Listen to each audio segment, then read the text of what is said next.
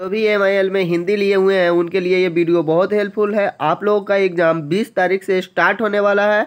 जिनका AB group है उनका एग्ज़ाम 20 तारीख को फर्स्ट सिटिंग में है, और CDE का है सेकेंड सिटिंग में, और उसी तरह से 21 तारीख को EFJ तक है फर्स्ट सिटिंग में और सेकेंड सिटिंग में है फिर, और साइंस वाले को है 22 तारीख को। तो इस तरह से आपका एग्ज़ाम शेड्यूल है। आप लोग इसकी जानकारी अच्छे से प्राप्त कर सकते हैं, और आपको 20 तारीख को ध्यान रखना है, ठीक है। तो हम लोग इसी से हिंदी में जो भी लिए हुए हैं सब्जेक्ट MIL में, तो उनके लिए ये वीडियो बहुत हेल्पफुल है। आज हमें कबीर दास के बारे में बताने वाला हूँ। इसमें से क्वेश्चन आ सकते हैं और आते ही रहते हैं, तो सभी कवि के बारे में हम लोग बारी बारी से पढ़ेंगे। और आप लोग हमारे चैनल को सब्सक्राइब कर ले, और अगर कोई भी वीडियो छूटा हुआ है तो प्लेलिस्ट में से आप लोग देख सकते हैं। तो पहला क्वेश्चन है कि कबीरदास किस रूप में प्रसिद्ध है? तो ये है कवि के रूप में प्रसिद्ध है। किसके रूप में? कवि के रूप में प्रसिद्ध है। फिर आपका अगला क्वेश्चन है कि कबीरदास किस कालखंड से प्रादुर्भूत हुए? तो ये है भक्ति काल से। कौन से काल से? भक्ति काल से। फिर आपका अगला क्वेश्चन है 3 नंबर कि कबीरदास किस शाखा के कवि मान्य है? तो ज्ञानाश्रयी। ज्ञानाश्रयी। फिर आपका अगला क्वेश्चन है कि कबीरदास का जन्म कहाँ हुआ था? तो इसका आंसर है काशी में। कहाँ हुआ था? काशी में। ये क्वेश्चन आ सकते हैं, तो इस तरह के क्वेश्चन को थोड़ा सा ज़्यादा ध्यान देना है आप लोगों को। तो आपका अगला क्वेश्चन देखिए, आपको इसको याद रखने का, कबीरदास है तो कबीर क से शुरू है, तो काशी उनका जन्म स्थान है, ठीक है। क से कबीर, क से काशी, ठीक है। तो इस तरह से इसको ध्यान में रखने का, कहीं ना कहीं क्वेश्चन को जरूर सेट करना है आप लोगों को आपके अकॉर्डिंग, ठीक है।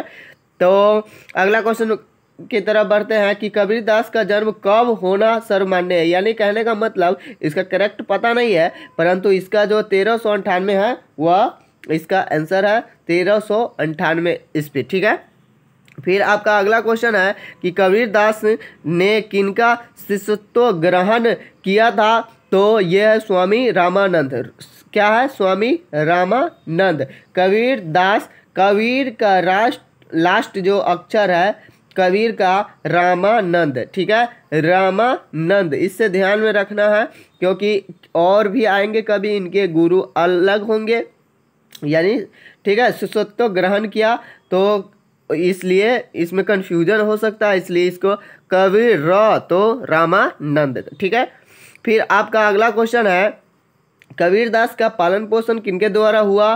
तो ये बहुत इंपॉर्टेंट है, ये कितना बार एग्जाम में पूछा गया हुआ है। नेहरू और नीमा दोनों ने ही इसको गोद लिया था, यानी कि ये है C, ठीक है। और कबीरदास का जन्म हुआ था ऐसे एक अविवाहित कन्या के यहाँ पर, तो इनको क्या किया गया कि छोड़ दिया गया, और उसको ये दोनों गोद ले लिए हुए थे, ठीक है। फिर आपका अगला क्वेश्चन है कि कबीरदास कैसे भक्त थे? तो ये निर्गुण भक्त थे। तो निर्गुण भक्त कहने का मतलब इसमें क्या किया करते थे? गुरु को ही सर्वश्रेष्ठ मानते थे। इसके सामने कोई भी इमेज, जैसे कृष्ण भगवान यानी कोई भी इमेज का नहीं मानते थे, ठीक है। यानी कि मूर्ति जो होता है, फोटो वगैरह, इस सबको नहीं मानने वाले को ही निर्गुण भक्ति कहते हैं, ठीक है। तो ये निर्गुण थे, यानी अपने गुरु को ही सर्वश्रेष्ठ मानते थे और उसी को भगवान मानते थे। और सगुण होता है, जैसे कि फोटो जैसे कि सब लोग करते हैं उस तरह में। तो कबीरदास रामानंदी हुए, ठीक है। तो कहने का मतलब अलग होता है ये सगुन। ये सगुन में होता है जो फोटो का पूजा करता है। तो आप लोग इसको समझते हैं। तो ये कबीरदास कैसे थे? तो निर्गुण थे। फिर आपका अगला क्वेश्चन है कि कबीरदास का विरोध किससे था? तो कबीरदास का विरोध था शाक्तों से। किससे? शाक्तों से। आपका अगला क्वेश्चन है कि कबीरदास समाज सुधारक कवि के रूप में किसके विरोधी थे? तो ये है धार्मिक बाहेंडबर, ठीक है। फिर ये C नंबर इसका करेक्ट आंसर है, ठीक है। फिर अगले क्वेश्चन की ओर बढ़ते हैं। कबीरदास का विरोध किस से था? तो ये क्या था? मूर्ति पूजा एवं मुस्लिम रूढ़ियों का से, ठीक है। फिर आपका अगला क्वेश्चन है कि कबीर के राम कौन थे, तो कबीर के राम थे निर्गुण ब्रह्म। निर्गुण ब्रह्म यानी इसका कोई भी आकार नहीं होता है, निर्गुण है, ठीक है। फिर आपका अगला क्वेश्चन है कि कबीर दास किस काव्य धारा से संबंध थे, तो ये है रहस्यवादी, ठीक है। फिर आपका अगला क्वेश्चन है कि कबीर दास किनके अभिभावकों में पालित पोषित हुए, तो ये क्वेश्चन आप लोगों के साथ 2 बार आ चुका, नीरू और नीमा, और ये क्वेश्चन आ सकता है, ये तो हम बोल सकते हैं ये आ सकता है, इसको ध्यान में भी रखना है, और ये आ भी जाए तो आप लोगों को नीरू नीमा याद ही होगा अब, ठीक है। कबीर दास ने किस मत का प्रवर्तन किया, तो यह है संत मत। कौन से मत? संत मत, ठीक है। फिर आपका अगला क्वेश्चन है कबीर दास किस जाति के थे, तो ये थे जुलाहा। कौन थे? जुलाहा, ध्यान में रखना है, ये है जुलाहा, ठीक है। फिर आपका अगला क्वेश्चन है कि मसी कागज छुयो नहीं, कलम गरयो नहीं हाथ, यह किनकी स्वाकारोक्ति है, तो ये अगर हम लोग पढ़ रहे हैं कबीर दास के बारे में तो यही होगा इनका आंसर, कबीर दास।